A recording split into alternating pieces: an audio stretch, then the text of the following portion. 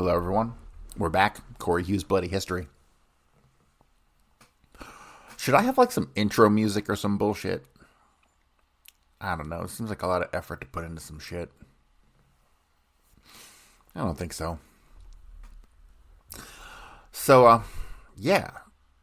I got some good feedback on this George de Mohrenschildt manuscript of I Am a Patsy, I Am a Patsy. His manuscript on his experiences with Oswald. Now, how much of this is true and how much of this is maintaining the myth, I don't know. I promise you're not going to get any confessions in here. Not going to get any confessions at all. So it seems as though Mr. de Mohrenschildt, who is clearly CIA, right? He might say, oh, I'm not CIA, but everybody he interacts with is CIA, right?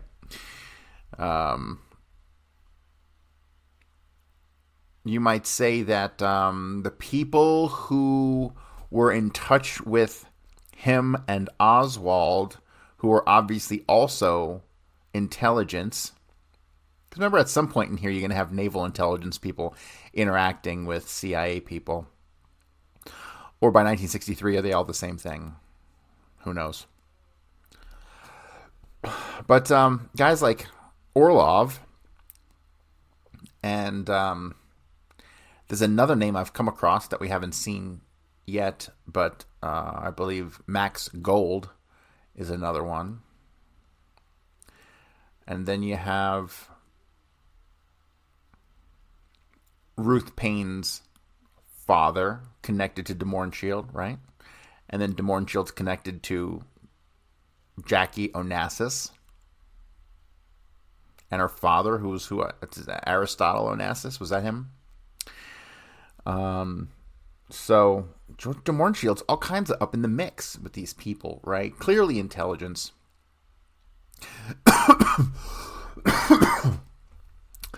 So the idea that he pushes this narrative that Oswald is just some lost kid, I find it to be idealistic, right? That's why he went to the Soviet Union, comes back and says, it didn't work for me, whatever. Like, this is, I believe, that stuff's all fiction. It's all fiction. George de Mohrenschildt's not an idiot. Oswald's not an idiot. They're both intelligence officers, and so much of what we're getting from de Mohrenschildt here is fluff. Fluff to support the narrative, or at least maintain a cover. I don't know.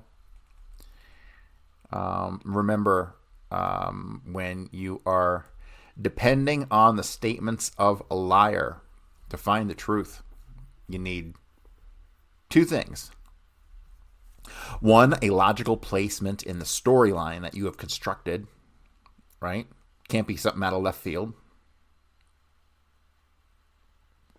And there has to be some corroboration, even if the corroboration is minimal. Even just a statement in passing.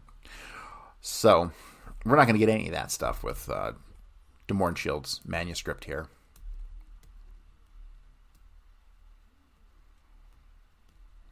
So let us continue.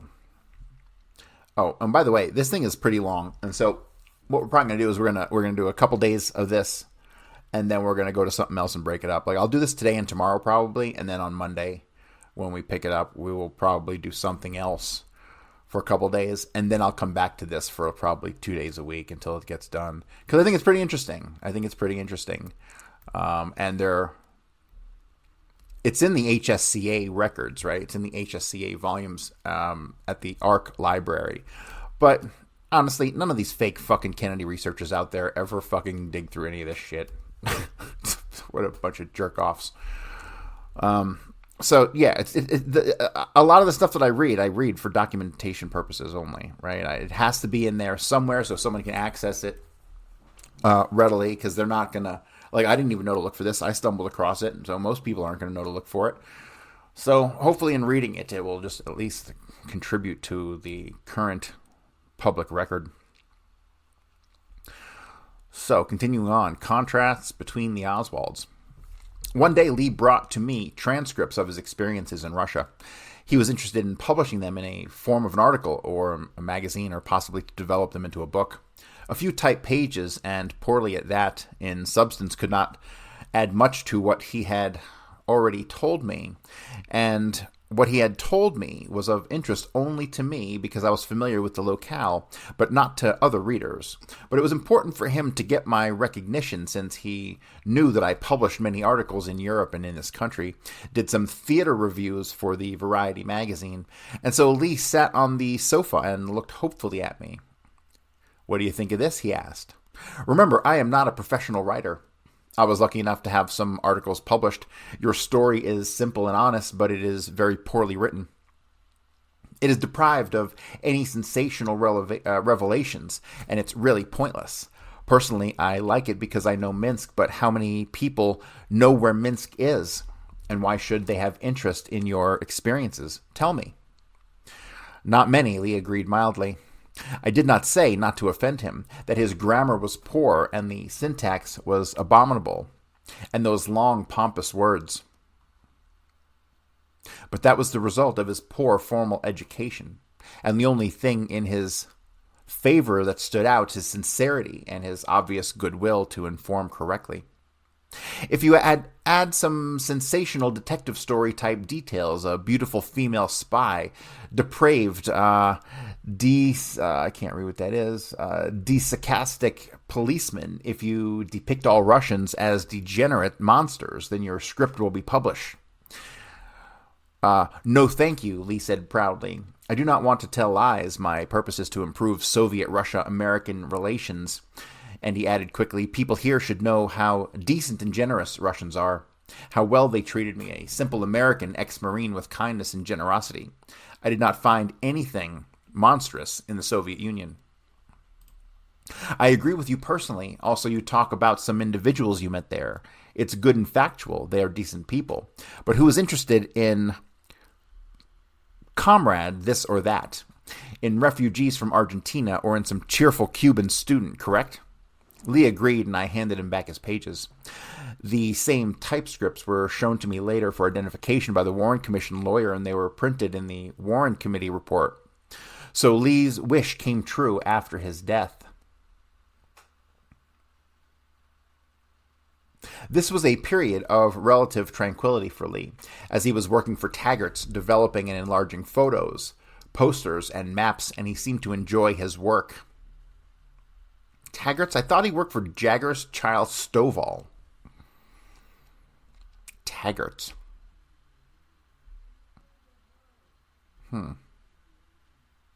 But Marina was dissatisfied and complained to Jean again. He comes home tired, hardly talks to me, only to the baby, then reads Russian books and is seldom tender and loving to me. Incidentally, I never saw him interested in anything except Russian books and magazines.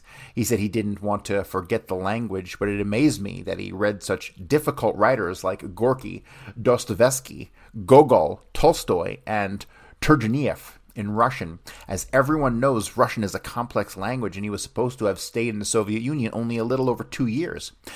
He must have had some previous training, and that point had never been brought up by the Warren Committee. And it is still puzzling to me. In my opinion, Lee was a very bright person, but not a genius. He never mastered the English language, yet he learned such a difficult language. I taught Russian at all levels in a large university, and I never saw such a proficiency in the best senior students who constantly listened to Russian tapes and spoke to Russian friends. As a matter of fact, American-born instructors never mastered Russian language spoken as well as Lee did. Let me pause right here for a second. If this is true, and my gut's kind of leaning in the direction of it could be true. Because if I remember, Marina said the same thing. But remember, we're in the company of liars, right? So what evidence would we have that Lee spoke Russian at such a high level?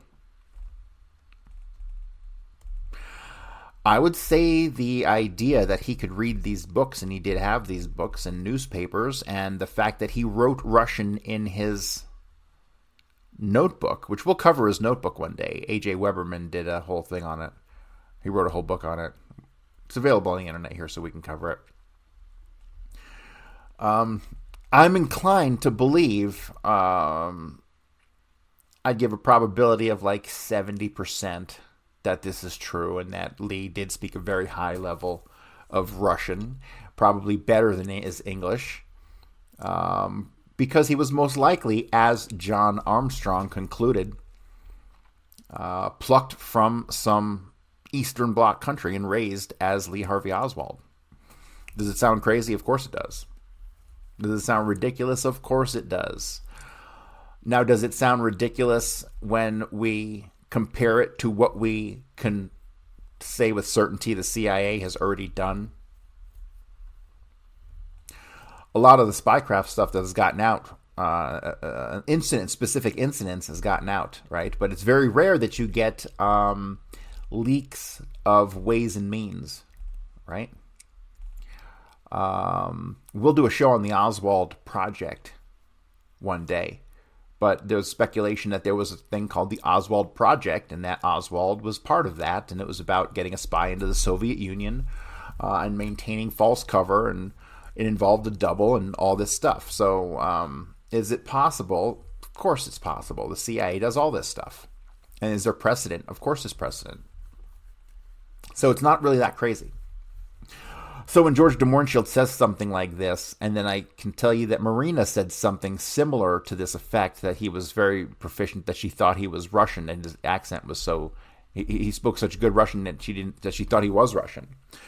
Of course, we have two liars here to deal with, and we have to square that circle, right? And we haven't squared that circle yet. We haven't squared it yet. But my inclination is to think that we're going to, and that everything we just talked about will be fleshed out over time. So let me continue. The fact that Lee reserved Marina as a perfect Russian conversationalist for himself was foolish and selfish, being in close relationship with the Oswalds. And I need to point out here that every time de Mohrenschildt writes Oswald, he spells it Osvald. Spells it with a V, not a W. Interesting, huh? Being in close relationship with the Oswalds, we notice the signs of the coming disintegration of their already fragile relationship. Lee seemed to be fond of Marina, but he mostly cherished the baby. Maybe he was too secretive a person to show his affection, and Marina's Slavic nature demanded more attention and tenderness. But Lee never spoke badly to us about his wife. He never criticized her, but neither did he ever express any deep feeling for her. Even in his typewritten memoirs, he spoke very little of her. Marina, on the other hand, annoyed and criticized Lee, due possibly to a perversity of her Russian character. He is so puny, so dull, he never drinks, only works, tires easily, is only interested in books, she complained to me and my wife. And she said that behind his back, and obviously to him directly when we were not there. Never did we hear from her that she loved her husband, but there was nevertheless an element of strong attachment which tied together these two so different people, but we did not notice it at the time. Lee was indeed all wrapped up in his work, books, his ideas on equality of all people, especially of all races. It was strange indeed for a boy. New Orleans and Texas poor white family, purely Anglo, to be so profoundly anti-racist. Segregation in any form, racial, social, or economic, is one of the most repulsive facts of American life, he often told me. I would be willing any time to fight these fascistic segregationalists and to die for my black brothers. He obviously intended to do just that, as we shall see from the later chapters and from Marina's inscription on Lee's picture. Warren Committee completely disregarded this unusual aspect of Lee's character and eliminated my statement from the report. Otherwise, we seldom heard from Lee much talk about women. Marina, on the other hand, spoke freely to Jean and myself about her premarital experiences, her admiration for strong, sexy men. She spoke enthusiastically about the Cubans she met in Russia.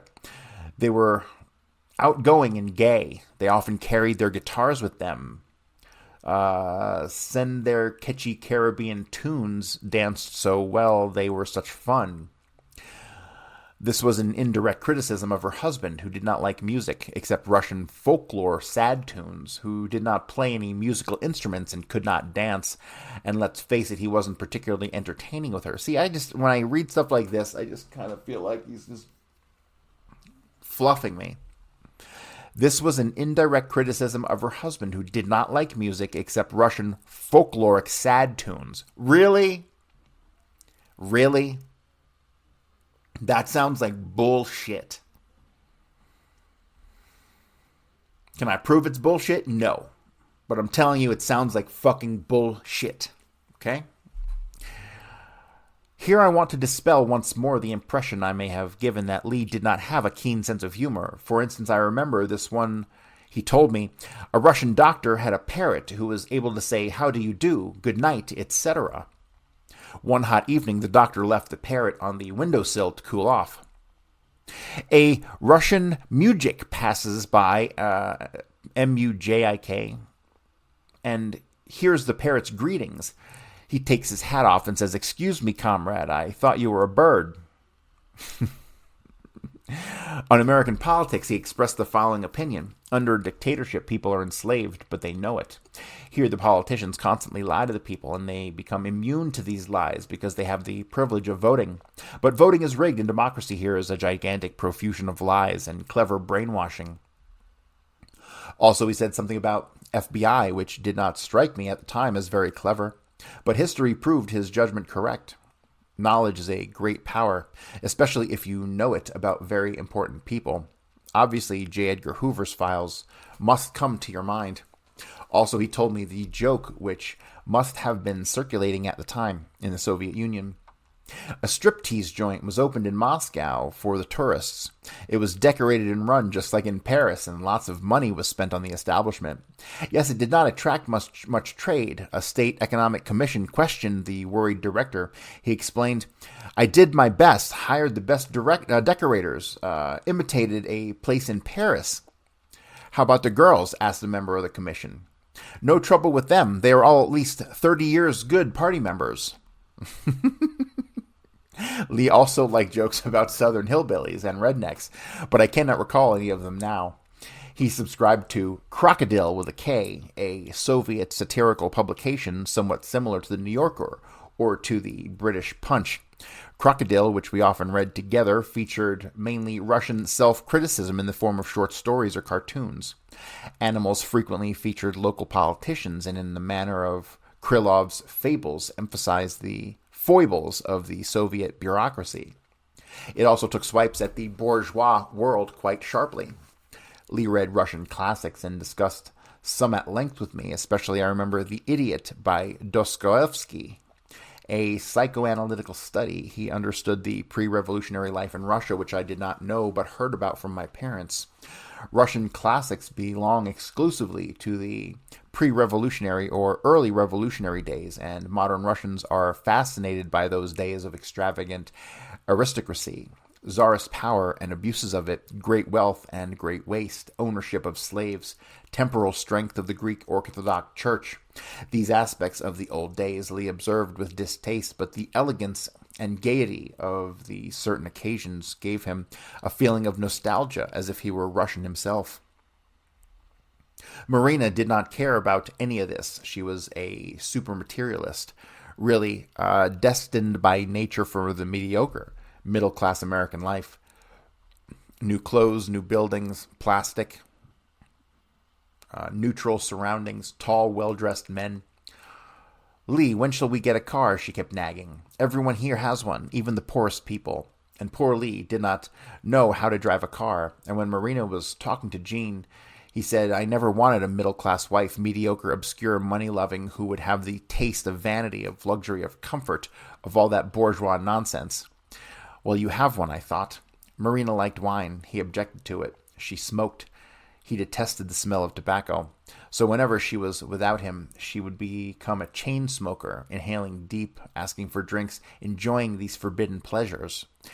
He called Lee a slender, aesthetic man, but by no means a weakling, a bookworm. He respected education and knowledge, especially in others.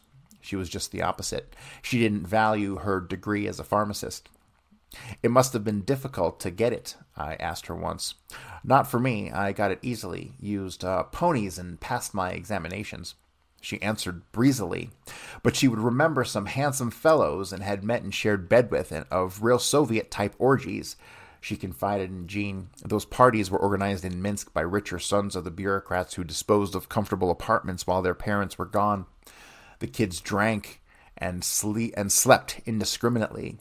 This was terrific, she reminisced, and I also remember a handsome boy who, instead of joining us on holidays, would take a book and would go all day to the forest and study. Some people are crazy, she concluded. In my conversations with Lee, I found out that she was an open and straightforward agnostic. Religion did not interest him, or that he was an open and straightforward agnostic. Religion did not interest him. He was that way since early childhood. His agnosticism was of the type of Jefferson's or Franklin's, and it was fine. He was not an aggressive atheist who wanted to impose his point of view with violence. He must have read Toynbee and Bertrand Russell because his argumentation against organized religion was solid. One day he said the doctor sees a man at his weakest, the lawyer sees a man at his wickedest, and the priest sees a man at his stupidest, he chuckled. I read it somewhere. It's pretty good. Lee was always very humble with me, and he really blossomed when I showed some interest in what he had to say. But aren't we all the same way? Only once while discussing organized religion, he expressed his views with cold disdain. What I dislike, he said, are the materialistic aspects of the American-type religion, not all, but the large denominations with their ridiculously garish churches, their tax-deductible tricks and finagling. Lee seems quite versed in the matter. Here, he was rather instructing me, and I had to agree with him on the greedy aspects of our modern Christianity, so far removed from the original teachings of poverty and humility. I remember talking to my wife about Lee, and she mentioned that we both treated him on a perfectly equal basis and never scorned him. While other people who helped the Oswalds did it for Marina only or for the child, and Lee did not like any help, especially that type. He was occasionally rude to the people who interfered in their lives, being intrinsically a very independent, self-sufficient person, and so he began refusing invitations, which infuriated Marina. Many local people, especially Russian refugees, resented Lee because he had deserted these United States, the country of the brave and the free, and many considered him an outright traitor. And he, 100% native-born American, smiled and would say, "Who are the real Americans? Only the Indians, blacks, and the Mexicans from the southwestern states to whom this country originally belonged. We have a different attitude. We like young people who search to solve some problems which bother them." He disliked many aspects of American life and thought that maybe somewhere else it was better.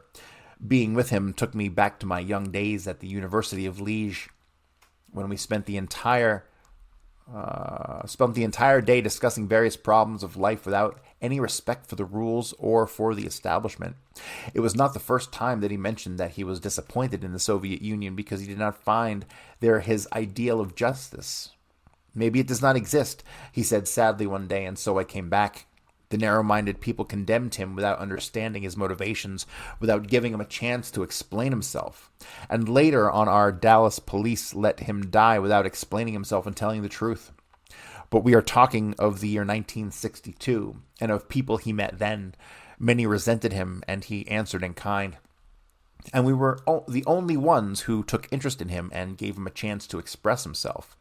Since I had mentioned Lee's agnosticism, let's go back to Marina's attitude towards religion.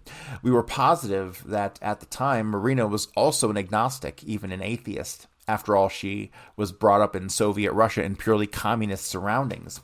She did not have the slightest idea of God, not in any interest in anything divine, or so it seemed to us. But soon she realized that being religious in the United States would help her, as it usually does. And so she had her child June christened later in the Greek Orthodox Church in Dallas during one of her separations from Lee. This exacerbated their conflict. He told her in our presence, "You double-crossed me. You should have consulted me before doing this to my child. This is unforgivable." And so there was another element added to their disputes. Personally, I do not criticize faith or religion, but these should be true and profound feelings, not the outward manifestations. Lee's faith, his strongest belief, was racial integration. He told me at many occasions, "It hurts me that the blacks do not have the same privileges and rights as white Americans," and I agree with him. This was the time when blacks had to sit at the back of the bus, couldn't eat in restaurants or stay in the hotels and motels reserved for the whites. It angered and annoyed me. At the time, I didn't have many contacts with the blacks except some artists, teachers, and preachers. But in my profession, I couldn't afford to have black friends often in the house. I would have been blackballed and eliminated from the competitive field. Fortunately now, the situation changed for me, and I am very happy. Lee also resented the poor care of his child. This led to frequent quarrels and recriminations. Gradually, fights between the Oswalds became frequent and vicious. Marina would arrive by bus with the baby and would complain to Jean. He beat me up again and showed bruises on her body to Jean and a black eye to me. Funny, there's no pictures of any of that stuff. One day we visited them in their apartment on Elspeth Street in Oak Cliff. It was on the ground floor of a dreary red brick building. The atmosphere of the house and the neighborhood conducive to suicide. The living room was dark and smelly, the bedroom and the kitchen facing bleak walls. But Lee was proud of his own place and showed me his books and magazines, as well as some letters from Russia, which we read together. The place was spruced up by the lovely photographs of the Russian countryside, taken by Lee there and later enlarged by him. Trees and fields, charming peasant huts and cloudy skies contrasted strangely with the dreary walls and the lugubrious, lugubrious atmosphere. Funny how there's some words they used in the 60s they just don't use anymore. Some pictures were framed by Lee, others were unframed, were assembled carefully in an album. I also remember artistically taken pictures of Moscow and Leningrad, especially of the river Neva, which I also slightly remembered from my childhood. He was happy to have access to elaborate photographic equipment. "Look at these churches, look at these statues," he exclaimed proudly. Indeed, almost all his pictures had professional touch. He was justly proud of them. While Lee and I were chatting on that moth-eaten sofa of his in the living room, Marina invited Jean to come to the kitchen. There she cried and showed me an infected spot on her shoulder. "The son of a bitch caught me smoking and grabbed the cigarette and put it out on my bare flesh," she cried. This is terrible, shouted Jean, coming out of the kitchen. "Lee, what have you done to your wife?" "Well, she smoked against my orders," he said sullenly. "You lived abroad only 2 years and picked up those customs," Jean attacked him. "You could not have picked up this brutality in Russia where women are independent, and here you have no right to brutalize a woman just because she smokes occasionally." This is all bullshit.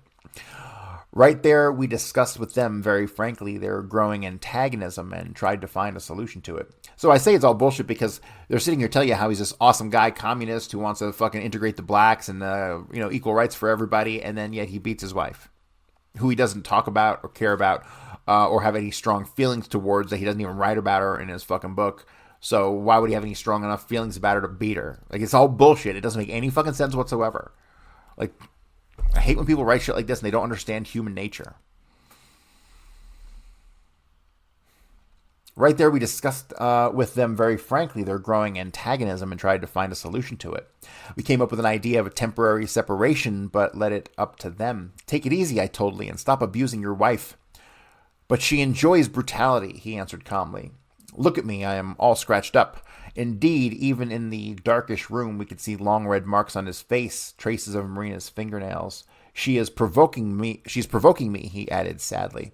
"Still, it's no excuse," I said. "Your temperaments obviously clash. It's another reason for separation." Where are the pictures of Oswald and the scratches on his face? And here again, I want to point out, it says, "The Oswalds remain silent, wrapped up in their misery," and he spells Oswald with a V. Never does he ever spell it with a W. He spells it with a V the whole time. Why is that? What possible reasons could he be spelling it wrongly on purpose? Do it, said Jean, before you really hurt each other, and you and Lee are responsible because you were stronger. Man, that woman loves to fight, countered Lee seriously. Marina and Jean went back to the kitchen, where Marina cried on my wife's shoulder. On the way home, Jean related the complaints. He is cold and hostile, said Marina. He goes to bed with me so rarely now. Once in a couple weeks, he makes me so goddamn frustrated. Jean was amused by such frank revelation, but could not find a better solution for Marina than advising her to be more feminine, use some perfume in the evening, and occasionally put on sexy, transparent negligee. Yeah, you hear that, women? Put on some fucking transparent negligee. But before leaving, I remember taking a close look at baby June, laying in her crib, rather fat and not being able to yet say a word. She reminds me of someone, of some celebrity, I said. And then the answer came back to me. Look at June, I shouted. Look, she is a baby edition of Nikita Khrushchev. I did not mean it as an insult, just the opposite. I rather liked that outgoing, earthy old man, and so did the Oswalds. So we all laughed and assembled around the crib, examining the baby. Same pinkish color of the skin, observed Jean. Same rare, fluffy hair, said Marina. Same round Russian face, agreed Lee, smilingly. And so we left that evening advising our young friends to talk over their problems and to stop torturing each other.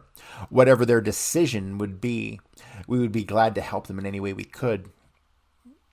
Driving back from the Oswalds, we spoke of their problems and laughed. June Khrushchev comparison. Yes, the baby has the same slanting eyes and the same belligerent expression, said Jean. How come I did not notice it before? Yes, June was not a pretty baby at the time, but perfectly normal and healthy. We have not seen her lately for reasons I shall explain, but I am sure she grew up to be a lovely young girl. She has a stepfather and knows probably little or nothing about her real father, and we remember with sadness how much Lee was devoted to her. He is unusually loving and tender father. I mused aloud while driving. And he has a very good heart, said Jean. Look how much our dogs love him. It's so touching when Lee kisses June and calls her Moya Malenkaya Devachka and never gets mad at her, I concluded while we approached our house. Next section, increased animosity between Lee and Marina. Conflicts in married couples develop slowly like a cancer, and then from the slow development, the sickness attacks the couple with alarming rapidity. In previous chapter, we showed how slowly but insidiously the animosity developed in the case of the Oswalds.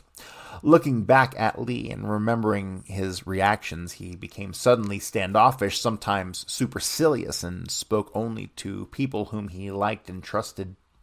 And there were not many of them. Lee was not close to his mother and seldom spoke of her, but neither did he criticize her. He hardly spoke of his brother Robert, and not at all of his wife, yet the Oswalds stayed with them for a short time upon their arrival in the United States. See, when I read stuff like this, to me it just chimes of John Armstrong's work, which would indicate that this is the other Oswald. This is the one that was imported from the Eastern Bloc country, potentially, right? Again, these are things that I can't state with certainty, but appear at the current time to make sense, right? It would make sense that he never mentioned him or any of that stuff because he didn't give a fuck because it was not his family, right? As a matter of fact, we never met any member of the Oswald family, and we are sorry not to have met Lee's mother. Even Marina spoke nicely of her. We later admired Marguerite Oswald tried desperately to clear up her son's name and reputation. We wish her the best of luck. One of the reasons we agree with Miss Marguerite Oswald that her son was probably innocent of Kennedy's assassination, and we insisted on this during the Warren Committee interviews, although it was never brought up publicly, was the following. Lee actually admired President Kennedy in his own reserved way. One day we discussed with Lee Kennedy's efforts to bring peace to the world and to end the Cold War.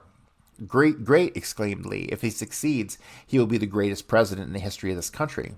Kennedy's efforts to alleviate and to end segregation were also admired by Lee, who was sincerely and profoundly committed to a complete integration of blacks and saw it in the future of the United States. I'm willing to fight for racial equality and would die fighting if necessary, he told me once. Because of his poor, miserable childhood, he probably compared himself to the blacks and the Indians and commiserated with them. In this, he was so different and so noble compared with the southern trash and rednecks, whose segregationism stems from their fear of the blacks, of their strength, and of the possibility of their prominence in every field of human endeavor. Education for the blacks was anathema for them, while Lee was fully hearted for it. He loved black children and admired their cute and outgoing ways. He also was fond of the black music and folklore, which he was familiar with from his childhood days in New Orleans. Lee despised the reactionary groups, the white supremacists, the so-called hate groups, and did not hide his feelings. I naturally agreed with him. Marina, on the other hand, was not interested in anything except acquiring possessions. Her crass materialism, envy of other refugees' success compared to Lee's idealism, led inevitably to confrontations. Lee was rather neat and orderly. Marina was lazy and devil-may-care about her household and herself. This unusual Russian-American couple was too much for the average Anglo. Hence, their cohabitation with Robert Oswald and his family was short. And all became clear to my wife as she had the opportunity of observing Marina more than I did. This Russian activist and member of the communist youth stayed in bed till noon or later and avoided domestic chores. This was what happened when she stayed in our house. The same opinion was shared by my daughter, with whom Marina stayed also for a while. Marina was simply deprived of energy, while Lee, capable of an effort, was not, however, an average go-getting type of person who succeeded in America. I often regretted that Lee did not get a better education. He would have done well in the scholastic world and would have been a useful citizen. In the meantime, Lee's relationship with Marina worsened as she became more enticed by the American luxuries. It was a sensuous joy for her to wear my wife's silk nighties, and when she stayed with us, and my daughter said that she did the same when she stayed in her apartment. As Marina was luxuriating, Lee was reading, whenever he could, his Russian books. He had brought a lot from the Soviet Union, and his friends kept providing him with new supplies of books and magazines. Although I did not notice any... Hang on a second. What fucking friends? What friends? Although I did not notice any special signs of jealousy regarding Marina for obvious reasons, she could not communicate with Americans, and the Russian refugees were too old for her, but it annoyed him that his wife kept corresponding with her boyfriend or an ex-lover in Russia. Lee intercepted a letter from this man and became very bitter. I do not remember whether he beat her up on that occasion. Marina did not complain, but he told me that the letter contained references to Marina's plan to return to the Soviet Union without him. That's complete bullshit. She likes materialism, but she's going to return to the Soviet Union? Fuck you, my man. It could be that Lee imagined it. Anyway, the situation became tenser. Lee obviously loved Marina in his own way and did not want to lose her. Marina's smoking and occasional drinking gave fits to Lee. He hated the smell of tobacco on Marina's breath. Laughingly, I told him to avoid this problem and to approach Marina when he was in an amorous mood from the back. He did not laugh this time. Junie's upbringing also caused bitter disputes. Lee accused his wife of not paying enough attention to his daughter, not to change her diapers fast enough, and to be tender enough with her. Actually, Marina was not a bad mother, but Lee was too much of a perfectionist, and June was his idol. In our opinion, he spoiled the child too much, and we told him so. The Oswalds quarreled in front of us bitterly, but without physical violence. But gradually, the tempo of their fights increased, and we saw Marina more often with bruises and Lee with scratches on his face. Jean tried to convince Lee to change his ways to be more tolerant. Otherwise, this confrontation would end in tragedy. I did not believe that Lee would seriously hurt Marina and laughed. Even prominent people occasionally beat their wives. The most important is not to maim them. My wife liked Marina and found her amusing and stimulating, but we were both annoyed to hear her complaints about that idiot Lee who does not make enough money. "Why don't you try to make something out of yourself?" asked Jean. "I came penniless to America. Worked hard and became a successful designer. Go to school, learn English. Revalidate your degree. Marina was not interested. To encourage Marina and prevent her from bitching at Lee, Jean gave her a series of records to teach Russian-speaking people English. They were her own records, as she came to the United States from China without knowing the language well, but she learned fast and made a superhuman effort to become independent and give an excellent education to her daughter. We also gave the Oswalds a phonograph, but instead of learning English, she played melancholy Russian tunes and did not obviously cherish the idea of finding a job. One day, both of them were reading to us a letter from Marina's girlfriend in Russia. Marina had said, "I knew you would make it. You were destined to be great, and your success in America is a proof of it." Lee smiled sadly. "Marina, what were you saying to your friend?" Ironically, Marina did become famous after the assassination, was on the cover of Time magazine, received a lot of money from charitable but foolish Americans, and is now well off financially. At the time, it was pathetic to read such a nonsense. But it is possible that Marina, in her own strange way, considered her arrival in America a great success. Maybe the 100-odd dresses donated to her turned her head. Who knows? One day, she told Jean that she always wanted to come to the United States at any price.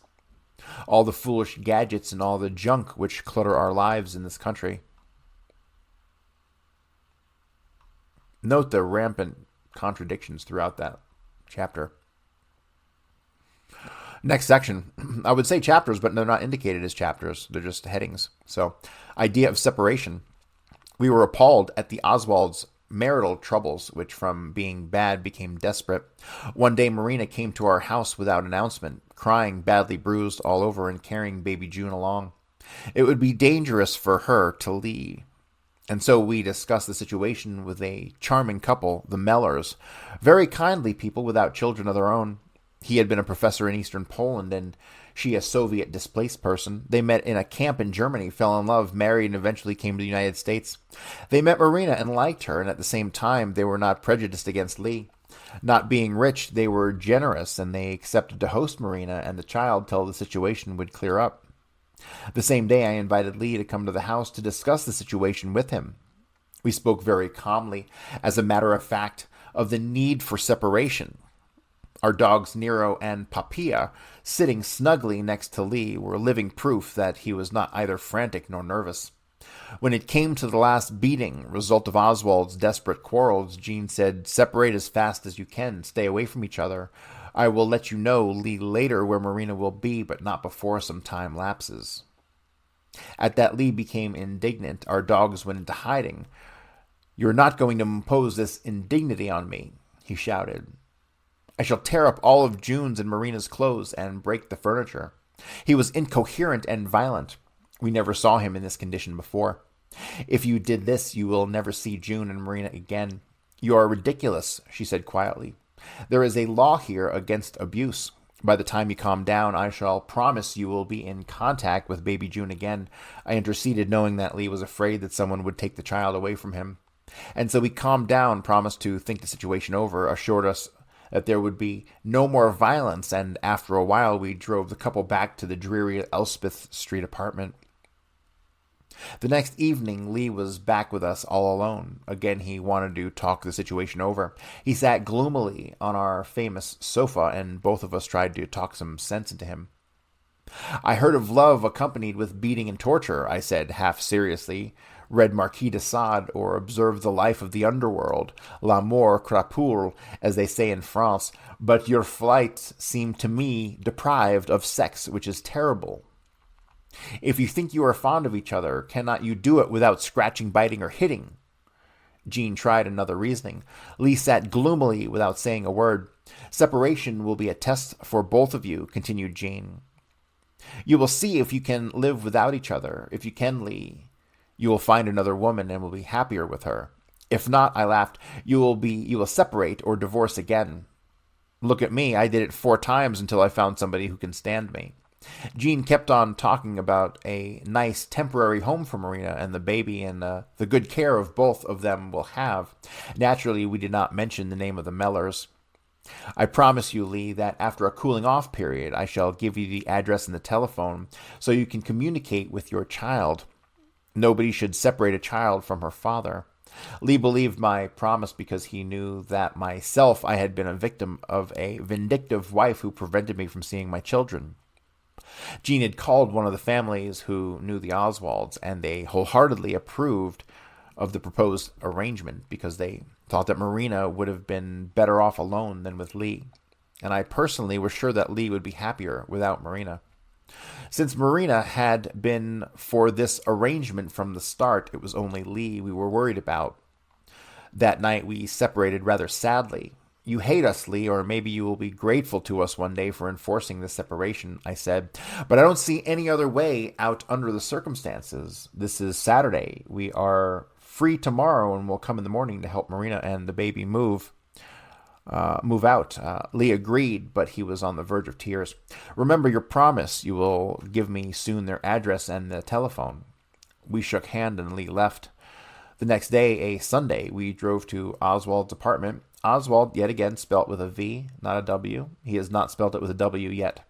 Apartment on Elspeth Street. Lee hardly said hello to Jean, to whom he has always been most cordial. This is not the end of the world, Lee, she told him. Cheer up. And she went to help Marina. I sat on the sofa with him and tried to talk to him. He was gloomy and hardly said a word. He did not try to help us move the crib, baby's belongings, but when it came to Marina's clothes, he became infuriated. In the meantime, our big convertible Galaxy, which we kept for many years in memory of Oswald, was filling up high. Seeing all those innumerable clothes, Lee grabbed a bundle of them and shouted, I will not permit it. I will not permit it. I shall burn all this garbage. And so back we went into the apartment following Lee and the bundle of Marina's clothes. You cannot go back on your promise to be calm, Lee, shouted Jean. Disgusted, I wanted to call the police for help, but Lee looked so desperate that I sat on the sofa again, grabbed him by the arm and tried to reason with him.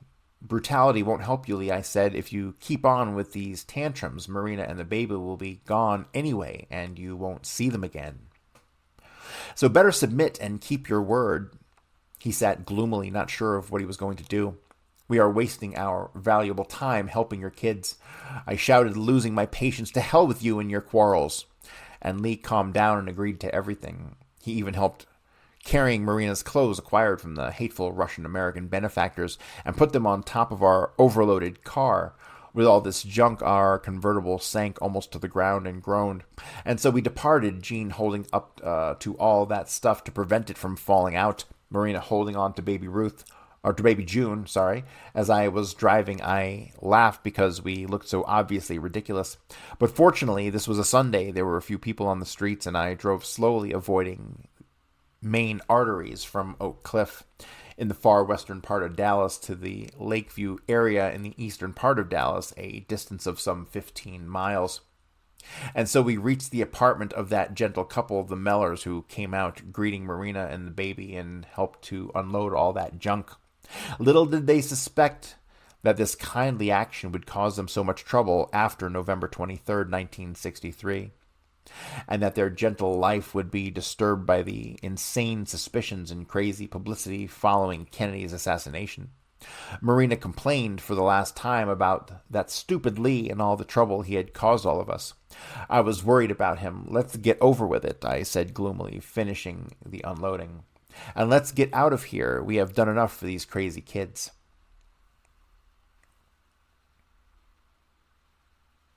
Separation and more trouble. Obviously, the separation which we caused and worked so hard at was not the right solution for the couple's problems. It was a heavy burden on this charitable Polish-Russian couple, the Mellors, who were used to their own ways and who had to share Marina's temperamental problems. She would not help Mrs. Mellor in her household chores and behaved like a prima donna. Guys, can we pull all the information on the Mellors, please? And for Lee, the separation was much worse. He missed Marina and the child and came to our house daily asking how they were. Did June miss him? Were they well taken care of? In other words, he practically forgot that this separation was not a joke and that he caused it to a great extent. Again, we had a chance to talk together in a less cheerful mood than before. One can arrive at truth by trial and error, he said. In my case, I commit so many errors that I still do not know whether I arrive at truth. It is possible, Lee, I countered, that you take things too seriously. Don't do things which are unpleasant or uncomfortable because of some great ideology you may have. You see all the mess you are in. You must have read Arthur Kessler's book, where he repents for his years as an ideological communist revolutionary. Is that the same Arthur Kessler who wrote The 13th Tribe? Interesting, huh? Lee remembered the book.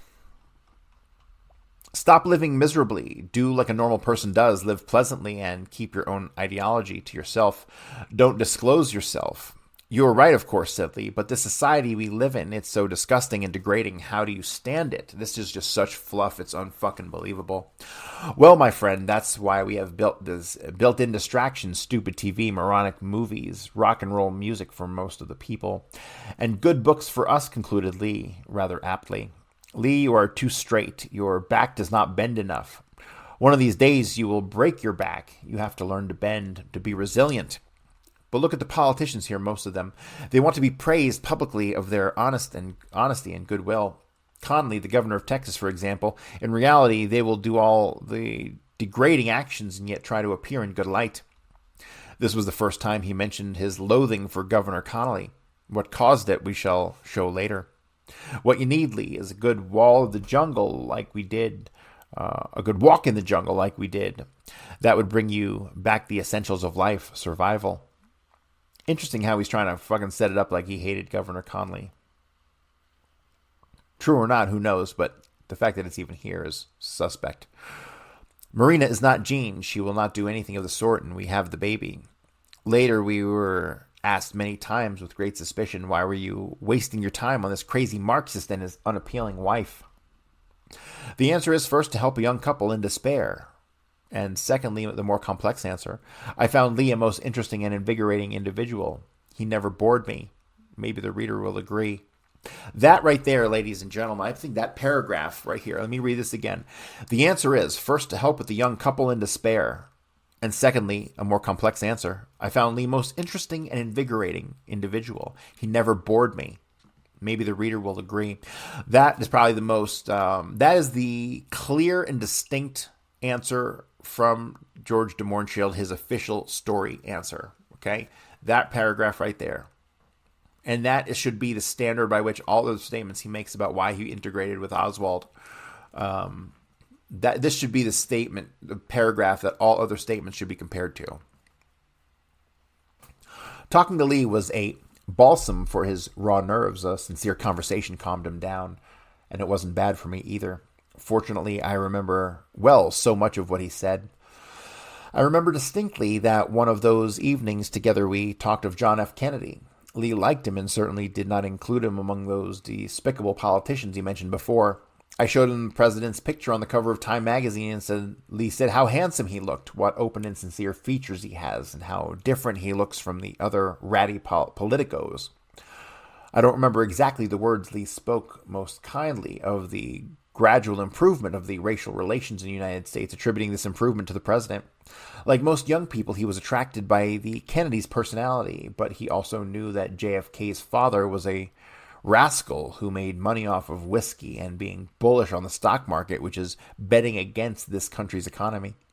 Lee often mentioned that the two-party system did not work well, that other points of view were not represented. He did not see the difference between a conservative Democrat and a fairly liberal Republican, and in that, I agreed with him. Both Republicans and Democrats really did not oppose each other, he mentioned one day. They do not represent different points of view, but they are both solidly against the poor and oppressed. But regarding JFK, Lee did not have much gloomy attitude, and he hoped that after the Bay of Pigs fiasco, Kennedy would accept coexistence with the communist world. As I mentioned before, he did not like Marine Corps and considered it racist and segregationist. Do you know that President Truman wanted to abolish this Marine Corps, and I would agree with him on that. Lee did not like any militarists, Russian or American. He thought that someday there would be a coup d'etat in this country organized by the Pentagon and that the country would become a militaristic Nazi-type dictatorship. Maybe this negativist attitude was the result of the separation These days he was gloomy and did not smile at my jokes.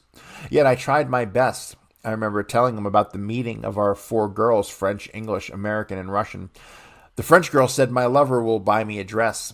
The English girl said my husband promised to buy me a new coat. The American girl bragged, my boss will buy me a mink stole. And the Russian girl concluded, girls, I am a prostitute also. One of those evenings, Lee spoke for the first time of his discharge from the Marine Corps. I received an honorable discharge, and then those bastards in the Navy changed it into an undesirable discharge just because I went to Russia and threw my passport in the face of the American consul. Didn't they do it because you lied? You were supposed to go back to the States to help making a living for your mother. Oh, hell, that was just a crooked excuse, he said sullenly, and Connolly sighed this undesirable discharge. Those days Lee was bitter about religion, which he generally seldom mentioned. He explained his avowed agnosticism, money waster of these innumerable churches, garish and costly, should be spent much more usefully on hospitals, asylums, homes for the poor and the elderly, on eliminating slums. But Lee did not like the Communist Party either. In Russia, party members were mostly opportunists, carrying their cards proudly in order to get better jobs, or they forced into the party by circumstances or by family. Again, I tried to cheer up Lee by telling him a joke I heard in Yugoslavia. An uneducated Montenegrin communist arrives in Belgrade, where he sees for the first time changing lights in the main intersection. Comrade, he asked a passerby, what are these lights for? He asked timidly. The slight answer was the red lights are for the communists to cross over, the yellow for the communist sympathizers, and the green for all others. And so the peasant tried to cross on the red light and almost got killed and strongly admonished by the policeman. What kind of fool are you? But I am a member of the Communist Party. But I really didn't want to join. I was forced into it. He did not laugh, but conceded that the joke proved his point.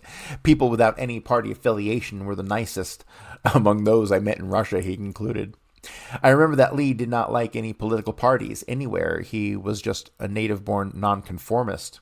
But he told me that when he used to teach his coworkers English in Minsk, he tried to present United States in the most favorable light and wasn't too popular with the authorities because of that.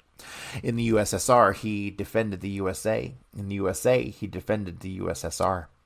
This type of attitude I like very much, and I tried to do some the same when I worked in Yugoslavia in 1967. I remember deeply offending the secretary of the Communist Party of Slovenia, comparing him to my ex-father-in-law, ex-chairman of the Republican Party of Pennsylvania, and an extremely rich man. Both of them, communist and a super capitalist, were made in the same mold. When he hears this, Lee finally smiled. And so Lee tried to create good feeling in 2 opposing countries, in 2 opposing systems of government. This is not an attribute of a violent man, just the opposite. I must say that I never considered Lee capable of a truly violent act. Marina annoyed him. He beat her up, but he scratched him back and hurt him worse. Lee regretted his acts, but Marina did not. Lee threatened to destroy toys and clothes, but he did not do it. Look how he accepted our intervention. I'm not a very violent person, but I would not stand for somebody else to take away my wife and my only child, whatever the reasons were. Unquestionably, Lee was a very sincere person. He meant what he said, even if it meant trouble for him. Marina, I remember, had the same feelings regarding religion as Lee. She found all religions absolutely ridiculous, a childish farce. But at the same time, she had her baby baptized just in case. She knew it would create a favorable impression among Americans and Russian refugees. She did it at the time of the separation. We did not know about it, and she did it without Lee's consent. And so baby June was baptized in the Russian Orthodox Church, where the priest, Father Dmitri, was a good friend of mine. Being a neophyte himself, he had been strong Baptist. He was somewhat fanatical about his new faith and considered this baptism a great achievement, and he did well in the church, and at the present time he is bishop in California. When Lee heard of this baptism, he became infuriated, and it led him into more religious, or rather anti-religious discussions, which I remember well. You know, all these theories of immortality cleave me cold, said Lee, and who would be this mysterious judge who would punish or reward me? It's out of sight. Yes, I agree with you, but becoming just gas after death becomes too simple to me. Eternity, immortality with highfalutin ideas, continued Lee. Anyway, I've heard enough time in this short existence of mine. He smiled bitterly. What shall I do with immortality? Somebody said, pursued Lee, this man is not intelligent. No doubt he is a believer. My friend, I said, hope and religion are a peculiar mixture. They make lots of people happy, but they also made Jewish people go to the gas chambers singing Hebrew songs instead of fighting the Nazis. That's interesting. I should find out when this was written to compare it against the stories of the gas chambers. That won't happen to me, said Lee. I don't need hymns to pep me up when I die, and I don't know where I shall go after death, and I don't care, but I shall not be like rich Americans who eats, sleeps, drinks, amuses himself, and then dies painfully, leaving all his belongings in a large bank account. I shall die poor and free. I was frequently asked, was Lee a good husband? Now we have seen his unpleasant characteristics, but often he helped Marina in the household work. He gave her all the money he earned. Sometimes he complained that she was too late, and so he did the job himself, cleaning dishes, even washing clothes. He was tender to the baby. As far as sex is concerned, we have heard Marina's complaints, but we know that the greatest mystery in the world is what happens between the married couple at night behind closed doors, and we never looked in the keyhole. I don't remember Lee ever saying that we would go back to the Soviet Union, even when his marriage was going on the rocks. If Marina had any brains, she would have known that a man like Lee, who was not a moneymaker but barely a wage earner, would never provide her with all the luxuries, all the desirable items that America seemed to possess in such limitless quantities. She picked at him, annoyed him, as if she desired a separation, which she finally achieved through us. This letter from Marina's ex-lover that Lee intercepted, why did she let it drag around? Maybe she wanted to end this unsuccessful marriage. What annoyed us was that Marina liked to ridicule Lee. She called him a fool, a moron. You're always thinking of politics instead of making money. You act like a big shot. Marina had a bad habit of constantly correcting Lee when he was speaking Russian, and that annoyed him and me. Lee, for a man of his background, had a remarkable talent for Russian, and Marina foolishly tried to blow up his occasional mistake or ridicule his slight accent. It's difficult to know two languages to perfection, and Lee's English was perfect, refined, rather literary, deprived of any southern accent. Hang on, let me pause right here. Didn't he already say that Lee's English was like a bastardization? Didn't he already basically mock Lee's English? But here he's saying it's difficult to know two languages to perfection, and Lee's English was perfect, refined, rather literary, deprived of any southern accent. Bullshit. This is George de Mohrenschildt not being able to keep a story straight.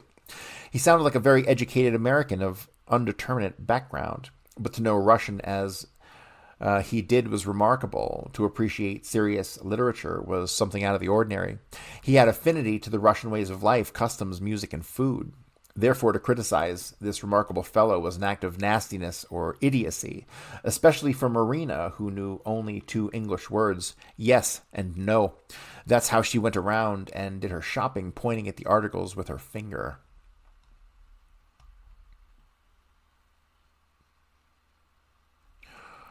All right, so it looks like this chapter will drag... Actually, no, I got 2 more pages, and then we're going to wrap this up for the day.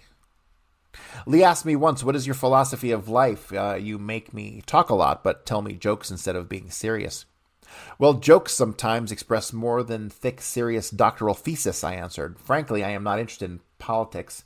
I lost most of my relatives, and so did Jean, through various wars and revolutions. What I believe in, live and let live, but let the minorities and the poor live decently. Then I for that type of government. I had voted Republican so far, but I am considering switching to Democratic Party. There is a guy there by the name of Eugene McCarthy whom I like. I also consider that each country deserves the government it has. Let the communists live the way they want. Same goes for socialists and even dictators. For instance, the Germans definitely deserved Hitler. Lee nodded in agreement. This country has too many damn problems to bust into her countries and into other countries and impose our ways. We must solve our problems first. FBI later annoyed me to no end and intervened in my life. Immediately after the assassination and Lee's declaration that I was his best friend and the only one he respected, I became marked as a suspect number one by the FBI and CIA. Various agents in disguise and officially representing their agencies invaded my friends and business acquaintances, asking, is he a communist? Is he an anarchist? Is he an agent provocateur? What country is he working for? Some even intimated that I was a hypnotist and that I held Lee under my spell. Just imagine the effect of such massive inquiries. And both my wife and I had left Dallas for Haiti 8 or 9 months before the assassination, working on the geological survey of that country. See, moronic agents come to your friend and ask, is George a political killer? And then your friend begins to worry. The same thing happened to my wife, a famous designer. Is she a Marxist? Why was she born in China? Is she an agent of Mao Zedong? Stupid questions, but your business contacts begin to worry and you lose them. You have to investigate like Scotland Yard does, or do it through the private detectives cautiously, not by innuendo, gossip, or plain brutal imposition. Finally, assembling a bunch of such depositions of volumes of gossip at large expense to the taxpayer, and that's what the Warren Report is a height of foolishness and a bureaucratic nightmare. But we shall talk about these matters later. All right, and that wraps up that chapter. And we will pick this up tomorrow with what did Lee dislike about the United States.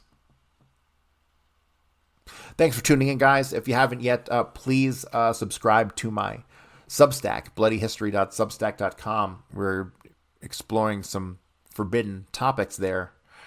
It'd be great to have you subscribe. Also, please pick up the book if you haven't picked up the book.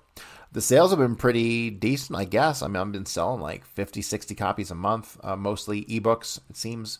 Or those kind of bounce back and forth. But 50, 60 copies of ebooks does not bring in a lot of money. 40 copies brought me in less than $200. So, yes, it'd be very nice if you guys would pick up a softcover or hardcover of A Warning from History. It's on Amazon. And what else is there? Yeah, we're going to pick up this tomorrow as we go into the weekend. So I appreciate your tuning in, and I will see you guys then.